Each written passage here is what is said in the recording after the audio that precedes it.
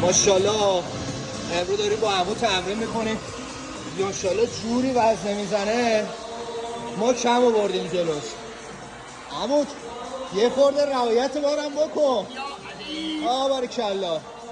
ای جونم ماشاءالله. آها ای جون. 1 2 3 4 5 6 7 یکی دیگه. ای جون 8 عالیه. باریکالله ماشاءالله. عمو چیکار میکنی اینقدر انرژی داری؟ من کم آوردم. سلامت باشی. یعنی خیلی با این سن و سال اینطوری بتونی بارفیکس بری. ماشاءالله عمو.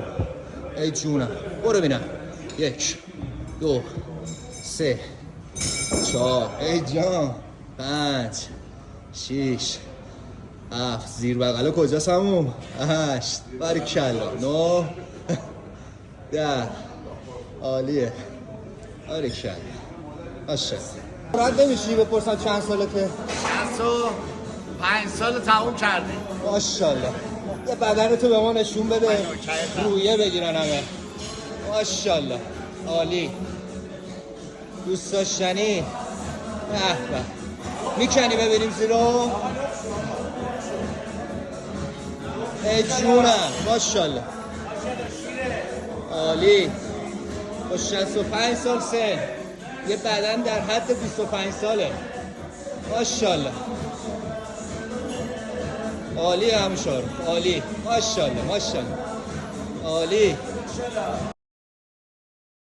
نقاش معروف کمال الملک نقشی بر قلبم حک نمود که تا جان در بدن دارم عین جان میدارم. یا علی. یا علی.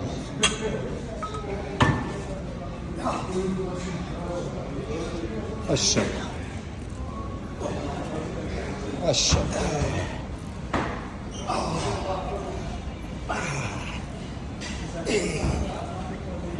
عالی ماشاءالله.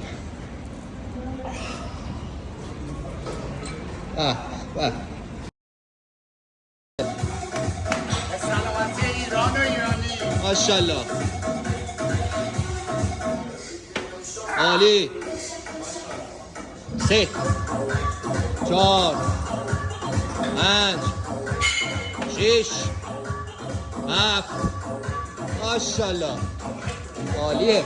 باریکالله عالی.